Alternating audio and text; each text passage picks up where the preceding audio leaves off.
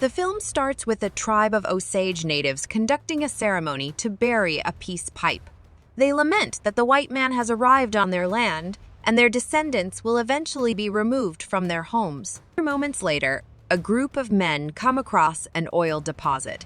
Text and clips show that the Osage became the wealthiest people in the country, and it would not be long before others tried to get in on their profits. Ernest Burkhart arrives in the Osage Nation in Oklahoma after World War I.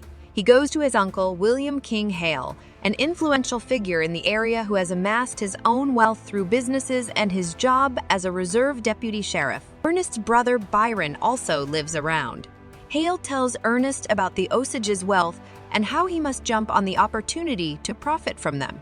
In the area, several Osage members have been murdered with no investigations taken. The perpetrators are men working under Hale trying to seize control of their wealth. One woman, Molly Kyle, lives with her mother Lizzie Q, while her sisters Anna Brown, Rita, and Minnie also live in town. She meets Ernest when he gets a job working as a cab driver, and he begins to drive her around. Ernest genuinely develops feelings for Molly and eventually marries her. During the wedding, Hale notices Minnie looking sad and speaks to her. Minnie later dies of a wasting disease that is affecting some of the Osage. Lizzie is shown to favor Anna over the rest of her daughters, even though Anna is a dysfunctional alcoholic that carries a gun in her purse. During Minnie's funeral, Lizzie tells Molly that she saw an owl fly into her room, which is supposed to be an omen of death. Days later, Anna is found murdered after being shot in the head. The doctors in town dismember Anna's body to supposedly find the bullet. Hale employs a number of criminals to carry out the murders, including Blackie Thompson, Double Henry Grammer, Kelsey Morrison, and a C. Kirby. Molly speaks to a private investigator, William J. Burns, but Hale sends Ernest and Byron out to assault him to get him off their back. Ernest also engages in criminal activity, such as gambling with stolen jewelry taken from Osage victims.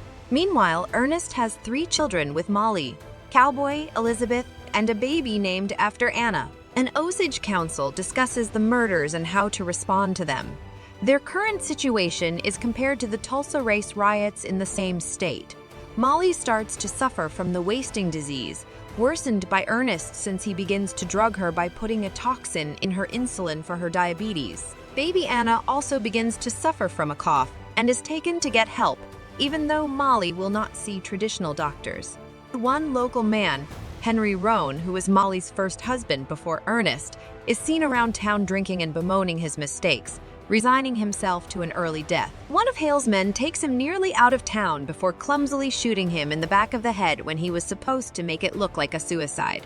Hale then beats Ernest for the botched killing since it now obviously looks like a murder. Another local, Charlie Whitehorn, is found dead in a small pool of oil. Lizzie falls ill and Molly and Rita stay by her side as she slowly dies. In her final moments, Lizzie appears to see elder Osage people guiding her to the afterlife. Later, while Ernest and Molly sleep, an explosion wakes everyone up. It came from Rita's home that she shares with her husband Bill Smith. Ernest goes to investigate and finds Bill begging to be killed after his injuries, while Rita is dead with the back of her head blown out. Ernest returns to his home to confirm to Molly that Rita didn't make it, causing her to wail in agony. Molly's health starts to get worse with her suffering hallucinations and even seeing the same owl that her mother saw. Despite her health, Molly takes it upon herself to travel to Washington, D.C. to personally speak to President Calvin Coolidge so that a proper investigation may be taken into the murders. Ernest is later visited by Tom White, an agent with the Bureau of Investigation, to ask him about the murders in town. White speaks to Hale as well, who tries to play innocent and feign knowledge of the killings. Hale starts to try and cover his tracks by having some of his men killed afterwards. His efforts are unsuccessful as White figures out the truth and arrests Ernest and Hale. Molly's health gets to a point where the agents have to intervene and give her proper medical attention, allowing her to heal and return to normal health.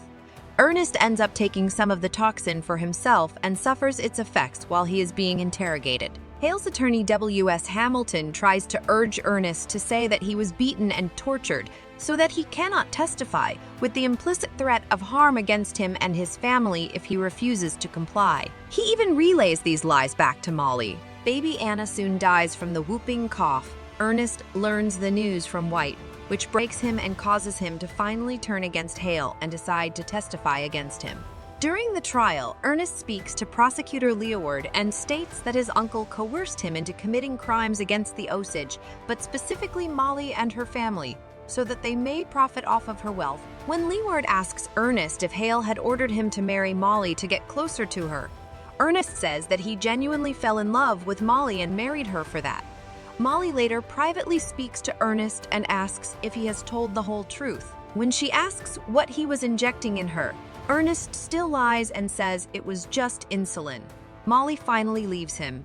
The film then cuts to a radio show having been depicting the film's events, with an epilogue of what happened to everyone involved. Hale was convicted and sentenced to life in prison, but he and Byron eventually made parole on the condition that Hale never set foot in Oklahoma again, though some eyewitnesses claim to have seen him visit his family. The show's producer comes out to read Molly's obituary, as she had divorced Ernest and settled down with a new husband before dying at the age of 50 and being buried next to the rest of her deceased family. The murders were also never mentioned. The final scene is of an Osage drum ceremony in the present day, with the Osage gathered together, singing and dancing, still thriving. The movie ends here. Thanks for watching.